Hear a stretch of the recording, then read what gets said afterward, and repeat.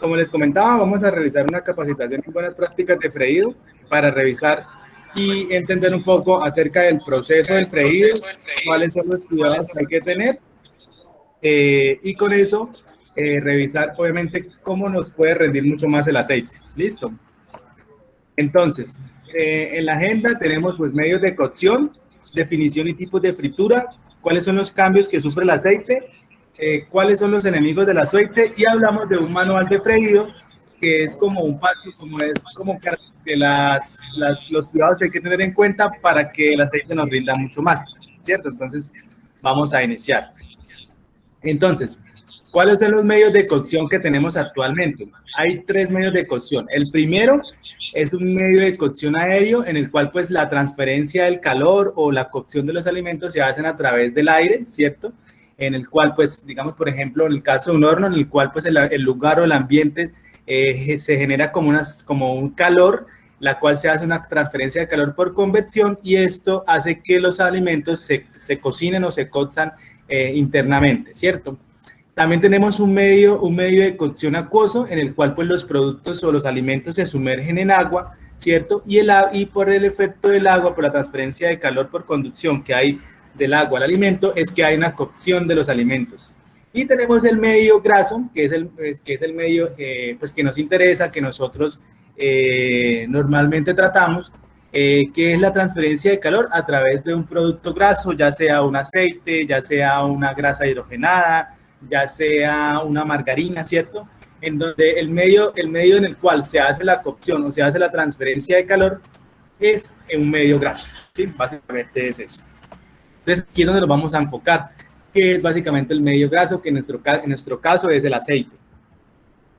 Entonces, ya entendiendo un poco los medios de cocción, vamos a revisar qué es el freído, ¿sí? En sí qué consiste el freído. Como lo dice acá, pues es un medio de cocción donde los alimentos se cocinan a través del aceite, un medio graso básicamente, y la transferencia de calor se da desde el aceite hacia el producto, ¿cierto? ¿Qué le infiere un buen freído? Pues un buen sabor, una excelente sensación al paladar, un color dorado y algo súper importante que es por lo cual pues nos encantan mucho los fritos, es pues ese tema de la crocancia, ¿sí? Ese crunch al morder un producto, eso es lo que nos encanta del freído. ¿Qué factores afectan la calidad de un buen freído? Pues uno, la temperatura, ¿sí? Digamos que la temperatura es uno de los factores claves para tener un buen freído.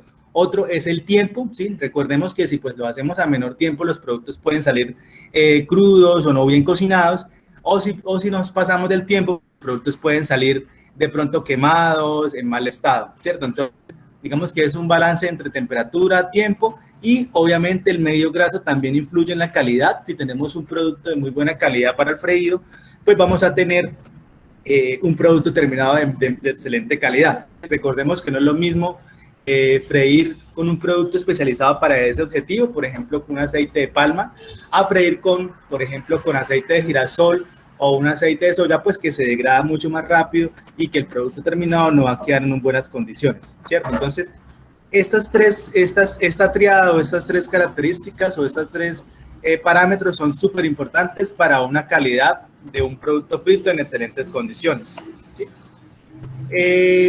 ¿Cuáles son los tipos de fritura que tenemos? ¿Cierto? En estos momentos hay tres tipos de fritura. Tenemos freído pando, que es el que está en la mitad. El freído pando se hace a un nivel medio de aceite, es decir, no con tanto aceite exageradamente, sino con un nivel medio, ¿cierto? En el cual lo que ocurre es que la parte que está sumergida en el aceite se fríe y la parte externa o la que está en contacto con el aire, por así decirlo, se cuece por efecto del vapor de agua interno de los alimentos. Entonces digamos que el producto se empieza a freír por lo que está sumergido en el aceite y a medida que él va botando los vapores del agua, ese vapor de agua va subiendo y va cociendo o cuece todo el alimento que queda por la parte externa. El sofrito ya sí a un nivel bajo de aceite. Entonces, digamos que, algo importante acá, un freído pando se hace más o menos a temperaturas de entre 290 y 290 grados Fahrenheit o 150 grados Celsius. Se hace más o menos a esa temperatura.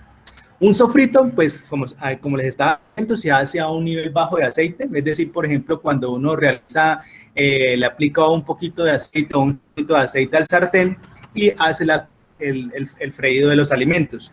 En este caso, lo que se busca es como liberar esos sabores y esos aromas de los productos, y lo que se intenta es caramelizar los productos para que queden como con ese sabor dulce al momento de servirlos. Digamos, por ejemplo, un ejemplo de sofrito es cuando hacemos un salteado de vegetales.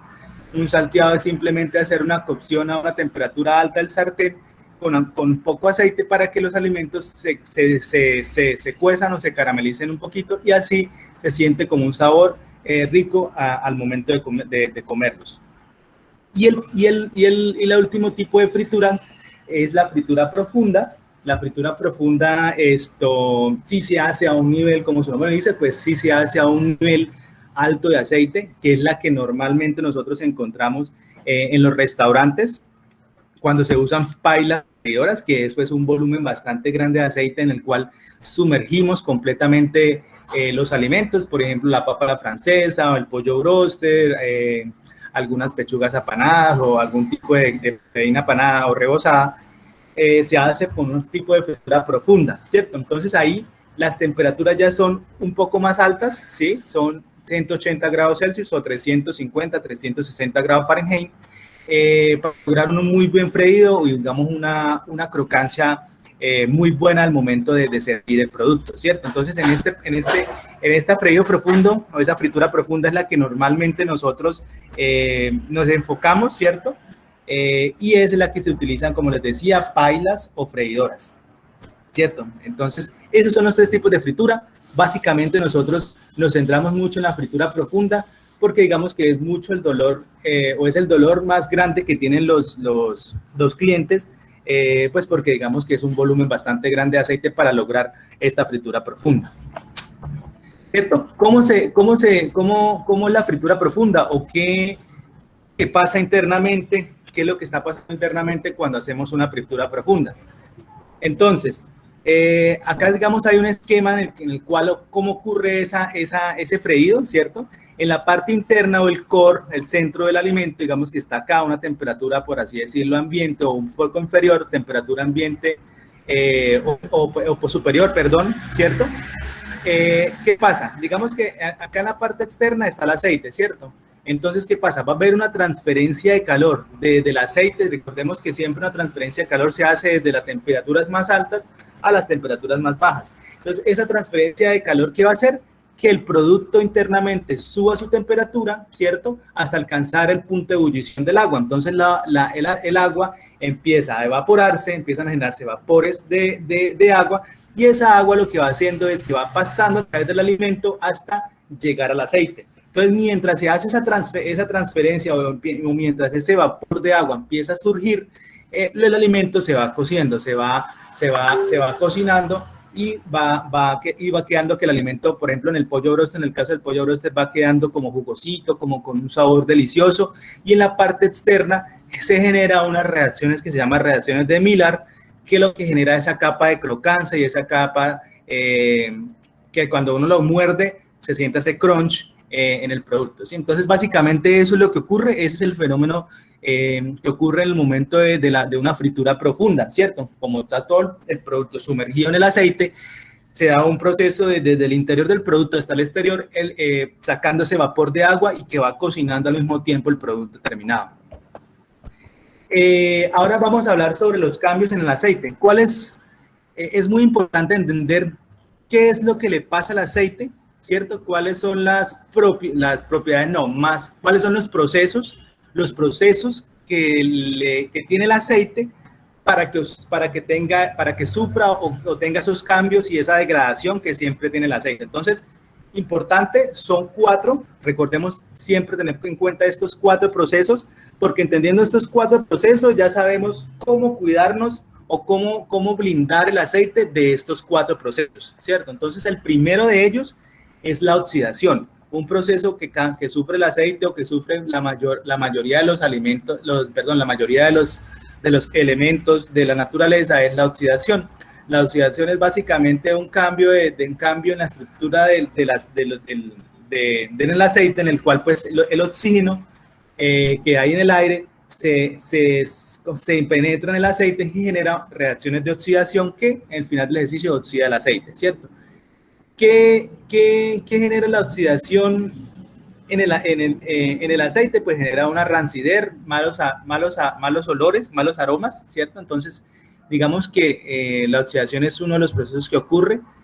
¿Cómo lo podemos evitar? Pues tratando de que en los momentos de inactividad o en los momentos en el que ya se para la operación del aceite, mantenerlo tapado, ¿sí? Para evitar que el aire que hay en el ambiente penetre o entre al aceite y pues que generen estas reacciones de oxidación, ¿cierto?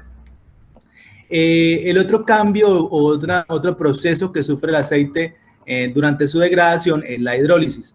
La hidrólisis son reacciones violentas de los ácidos grasos que están en el aceite con el agua, ¿cierto? Y eso que genera rompimiento de los ácidos grasos, los rompe, como por así decirlo, los desgarran, y pues obviamente al desgarrar los ácidos grasos del aceite, pues daña el aceite, lo degrada, empieza a generar un declive en el aceite y pues por tanto esto baja la eficiencia en el aceite. ¿Qué es lo importante acá en este punto? ¿O cómo evitamos esa hidrólisis? Pues digamos que escurriendo muy bien los productos antes de agregarlos al aceite, escurrirlos muy bien del agua. Por ejemplo, si tenemos productos como por ejemplo papas que están sumergidas en agua, o tenemos productos como por ejemplo la papa congelada, escurrir muy bien las canastillas, escurrir muy bien toda esa escarcha o todo ese hielo, para que digamos que toda esa agua no caiga en el aceite. Entonces es súper importante tener esto en cuenta para evitar esos procesos de hidrólisis. El otro proceso que tenemos y que degrada el aceite se llama la polimerización. La polimerización genera gomas. Entonces, ¿eso qué produce en el aceite? Que se vuelva más espeso, que genere mucha espuma, ¿cierto? Entonces, por eso es cuando uno ve un aceite ya al final de su ciclo de freído, ve que genera mucha espuma, ve que se genera como una espuma amarilla densa sobre la superficie del aceite. Eso es porque los procesos de polimerización o esas gomas se están formando. Ustedes se preguntarán, bueno, ¿pero qué es eso de polimerización? La polimerización hagan de cuenta que es como agarrar un Lego, digamos un pequeño cubo de Lego, y luego le voy adhiriendo otro igual, y se van uniendo hasta generar una cadena larga de muchos Legos. Entonces, eso es la polimerización. Es la unión de varios compuestos de monómeros que se van uniendo y se van uniendo y se van uniendo y van generando una estructura tan grande que me generan esas gomas o me generan que el aceite se vuelva más espeso y que genere también esa espuma. ¿Qué pasa cuando el aceite se pone más espeso y genera esas espumas? Pues la transferencia de calor baja. Por eso el aceite se vuelve, digamos que el aceite se demora mucho más en tomar temperatura. ¿Hay alguna pregunta? Sí, disculpa, Fred. Me distrae un poquito. ¿Qué produce ese degeneración o como tú le llamas al aceite? Por favor, ¿nos repites eso? ¿Cuál? La acabas de explicar. Sí. Las gomas, la formación de gomas. El agua. Bueno. Ok, listo. Entonces, esta generación, esta polimerización, ¿por qué ocurre o cómo ocurre? Listo. Resulta que cuando el aceite se va usando, los ácidos grasos, pues por efecto de la temperatura, que ya vamos a ver la termooxidación, se van rompiendo, ¿sí? Y digamos que esos ácidos grasos van formando estructuras cada vez más pequeñas, ¿cierto? Esas estructuras pequeñas se llaman monómeros. Hagan de cuenta que es como tener un Lego, ¿cierto? Entonces, cuando yo agarro un Lego o un monómero y encuentro otro igual, ellos se van uniendo y van generando como una cadena larga o una estructura más grande, porque claro, a medida que se van uniendo Legos o más monómeros, pues ellos se van creciendo y se van generando unos compuestos tan grandes que se vuelven más pesados, ¿cierto? Y todo ese conjunto de monómeros o polímeros se empiezan a unir y se empiezan a generar gomas. Entonces, a veces uno ve en los aceites como unas pequeñas bolitas, se parecen literal unas gomas, se empiezan a generar unas gomas y esas gomas bajan la eficiencia de transferencia de calor del aceite, ¿sí? Entonces, pasa que cuando el aceite lleva mucho tiempo puesto en freidoras o en calderos, pierden la eficiencia. Tú los calientas y como que se vuelven pesados, se demoran en calentar, y pues eso obviamente pues afecta el freído porque no va a haber una transferencia buena para hacer la cocción de los alimentos, ¿sí?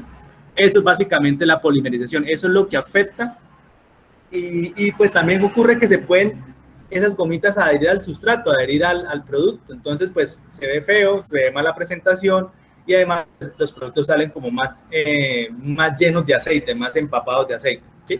Eso es básicamente el tercer proceso que ocurre, uno de los procesos que ocurre en el aceite. El cuarto es la termooxidación. La termooxidación, pues básicamente es el efecto de altas temperaturas en el aceite. Digamos que las altas temperaturas lo que hacen es, como les decía ahorita, romper los ácidos grasos del aceite y además al romperlos, pues el oxígeno que hay en el ambiente los oxida. Entonces, digamos que ocurre a la par un proceso de termooxidación en el cual es una oxidación que se da por exceso o altas temperaturas por tiempos prolongados. Por eso es importante, uno recomienda mucho a los clientes el manejo o el control de temperatura, más adelante lo vemos, y por eso uno recomienda mucho el tema de manejo de freidoras. En caso si no se tienen freidoras, pues manejar, tener un termómetro o un equipo de medición de temperatura nos permita estar monitoreando la temperatura del aceite, ¿sí? Eso es súper importante porque pues a altas temperaturas el aceite se va a degradar mucho más rápido. ¿Listo? Entonces ya tenemos los 4 cambios, ¿sí? Esos son los 4 procesos que ocurren dentro del aceite y esos son los procesos en los cuales hacen que el aceite se dañe y pues que al final del ejercicio nos toque cambiarlo. Entonces vamos a ver ahora, ¿sí? ¿Otra pregunta?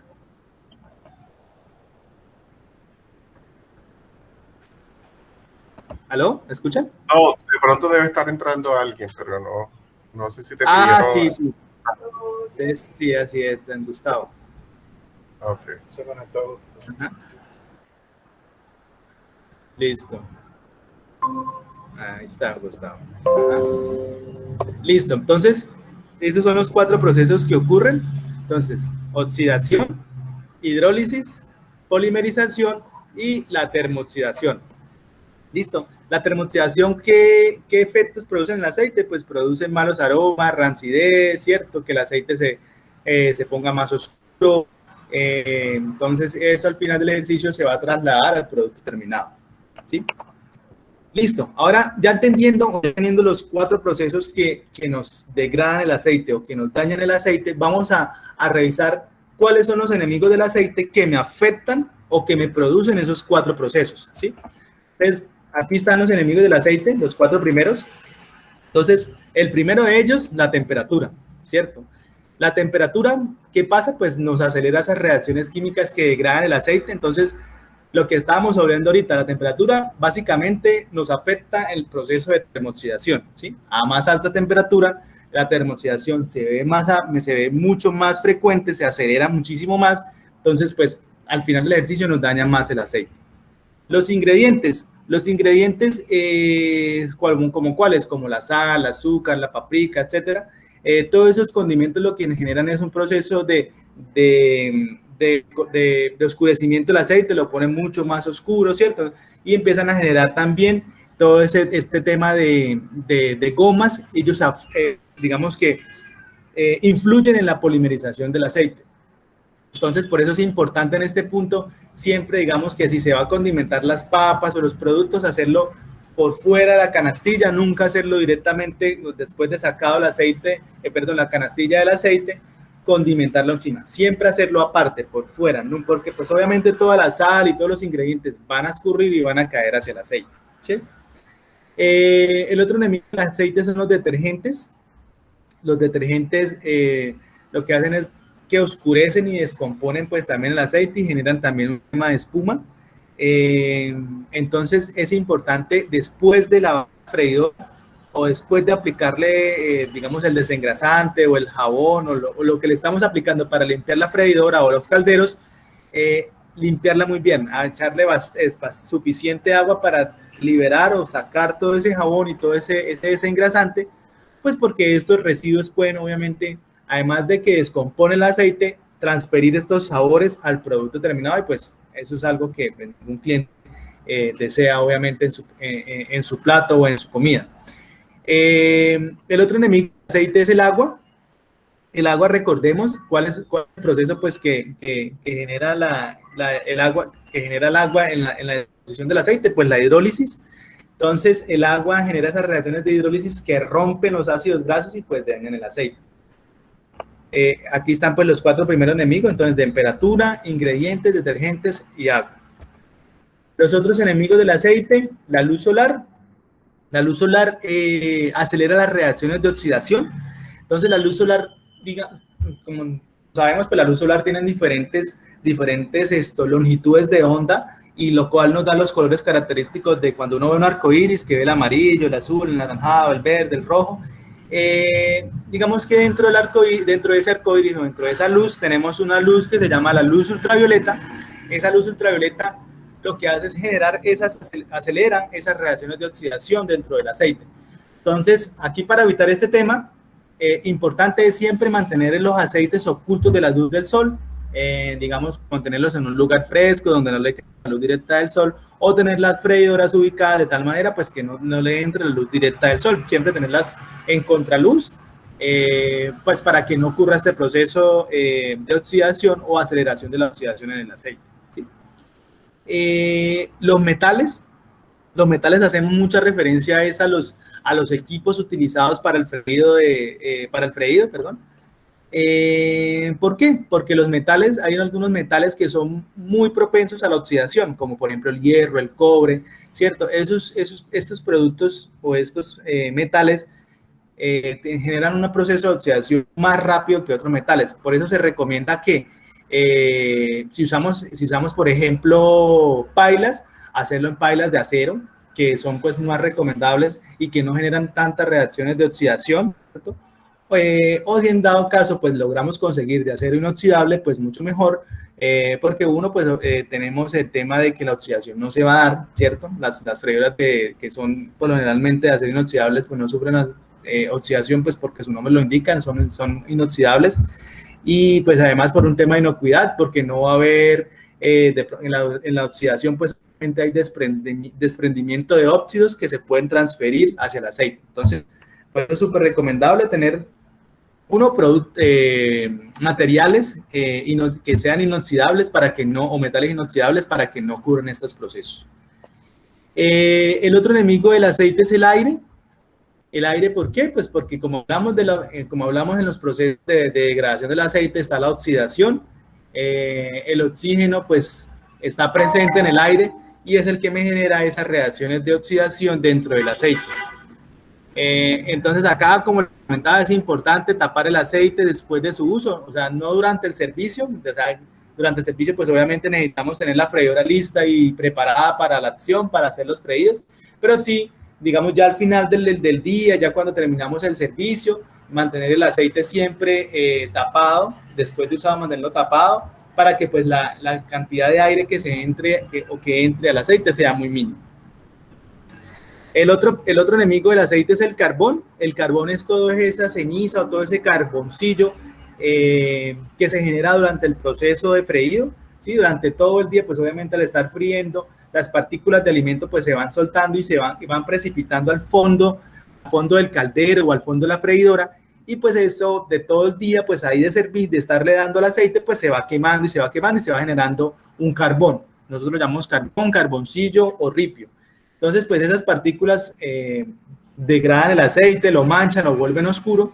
Pues es súper importante siempre, todos los días, estar filtrando el aceite. Hacerlo con filtro de tela, que quede bien filtrado el aceite para que todas estas partículas se retiren y no dañen y oscurezcan el aceite, ¿sí? Entonces, hasta aquí vemos los enemigos del aceite. Tener mucho cuidado con estos diferentes enemigos, pues porque esto nos ayudan a potencializar o a acelerar los procesos de degradación que vimos en las diapositivas anteriores, ¿sí? Listo, entonces vamos a ver un pequeño manual de freído. Un manual de freído es como un... ¿Sí? ¿Alguna pregunta? Sí, Freddy. Puntualmente, pues nosotros tenemos un cliente, que hacemos referencia al del Cayo. Ellos manejan más que todo pescado, ¿no? Si tienes alguna recomendación para ellos en ese sentido puntual. Lo mismo que el pan de fruta, que es un elemento parecido a la yuca. No sé si tienen algunas recomendaciones para ellos en ese sentido. Lo que pasa es que ese es un producto que se oxida mucho y ellos para mantenerlo siempre lo tienen en agua de sal. Y sale de agua de sal para el aceite. Exacto, entonces ahí, bueno, primero el tema de los pescados. El pescado, por tener alto contenido de omegas, los omegas son básicamente un ácido graso que también lo encontramos en los aceites.